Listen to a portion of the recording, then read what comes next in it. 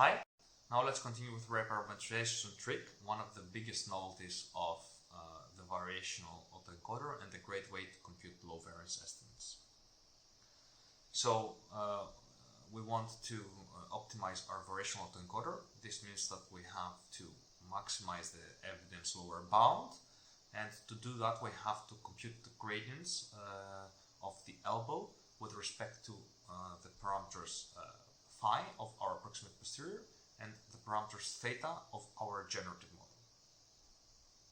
Focusing on the parameters theta of the generative model, we observe that they do not appear into the sampling operation of the expectation term, right? This means that when we take the gradient with respect to theta, this gradient can go inside the expectation and compute the derivative of the logarithm of the condition. What we also observe is that the KL term has no occurrence of theta. This means that there is no gradient for theta from that term. In the end, we just need to do a Monte Carlo averaging with samples that we draw from our approximate posterior and with gradients that we compute only from the expectation term. In general, that's actually quite straightforward. Backup again with respect to phi, however, is a bit more involved. The reason is that parameters phi now appear inside the sampling operation. So the sampling operation is something that we have to do, in the neural network. And since we want to compute the gradient of the neural network, we have to note that sampling is not a differentiable operation, right? So it has an inherent stochasticity in it, and it's not obvious how to compute gradients there. What is more, Monte Carlo is not even possible because if we take the gradient operator inside the integral, we'll see now that we have no density to sample from.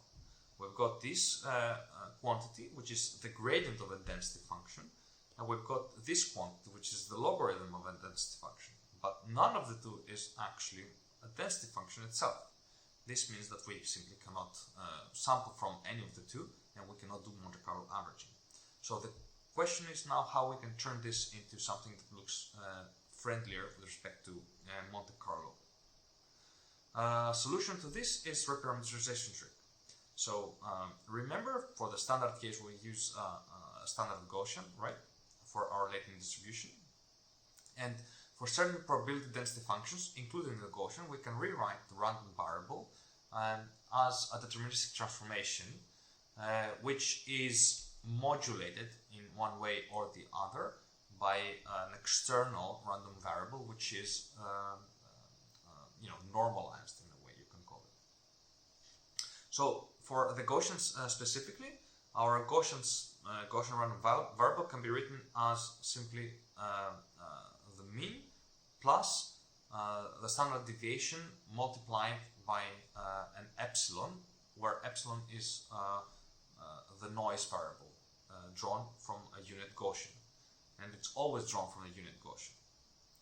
Because of the change of variables, any integral that has, that depends on z, will have to be, the integral has to be updated such that to obey the new measure of epsilon. And epsilon is an external random variable. We'll see why is that important later. Also remember that now our mean and standard deviation, or variance, it doesn't matter, are deterministic functions. They are not random variables. They do not have any stochasticity in them. However, they are the outputs of the neural network that model the parameters of a random variable. So, of a stochastic distribution. Now, what do we gain?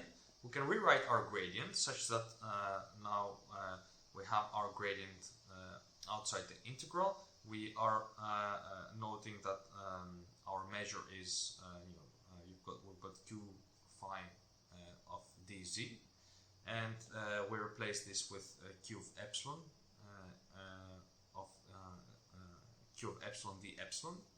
And now what we have also done is that we have moved the parameters phi inside the mu and the sigma. And the reason is that phi are the parameters of our encoder networks, right? So by rephrasing our random variable z as a deterministic transformation,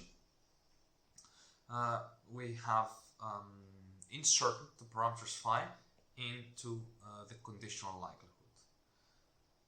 The gradient operator now operates on this logarithm of the conditional, but it doesn't operate anymore on our density function. This means that our density function is free to sample from and perform a Monte Carlo averaging. By doing so, we obtain actually a low variance estimator, and you can think of this intuitively as follows.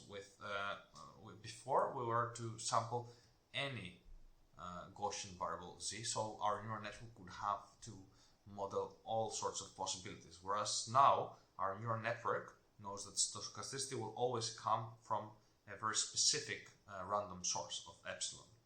This generally leads to low variance estimates compared to sampling from the normal random variable. And what is also very interesting is that since we're sampling for z, this means that our gradients will also be stochastic. So we have a stochastic gradient estimation. Of course, more distributions are possible beyond the Gaussian. So what have we achieved exactly? Again, the latent variable is now a deterministic transformation where mu and sigma are the deterministic functions and epsilon is a random variable that comes externally. Z is a random variable and epsilon is a random variable. However, we have a deterministic transformation involved. Now, the randomness is not associated with the neural network, right? So the randomness comes externally. We only have the neural network to specify the deterministic functions which contribute to the computation of the random variable. The great thing is now that our gradients can flow through our deterministic functions like earlier with standard feed-forward deterministic neural networks, and we can use backpropagation with no problem at all.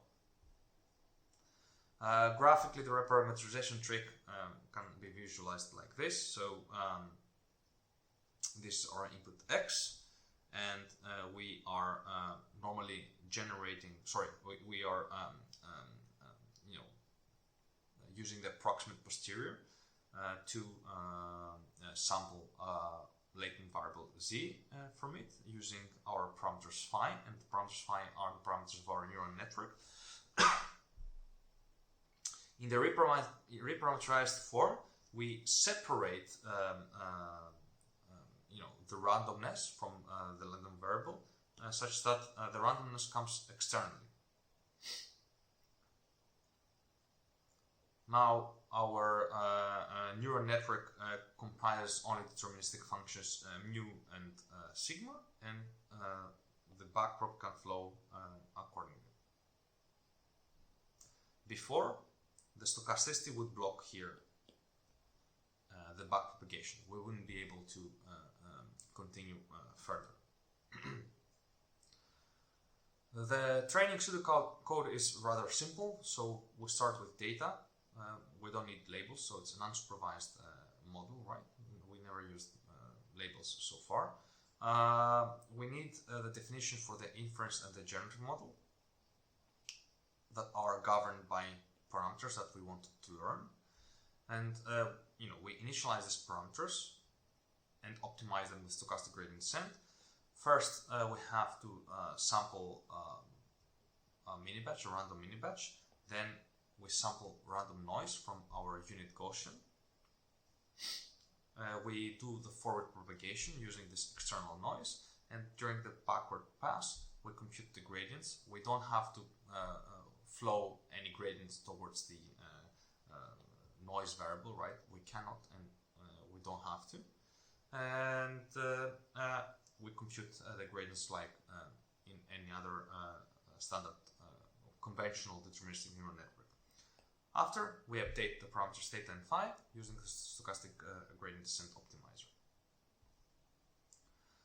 So as a summary, in today's lecture we discussed latent variable models. We briefly covered autoencoders and variational inference. We discussed that we showed that variational autoencoders is the neural network implementation of variational inference, and we covered the reparameterization trick, which is an elegant way of computing low variance gradients and making sure we can compute efficiently the parameters for our variational autoencoders. Thank you, and all papers mentioned in the slides are our reading material. Bye.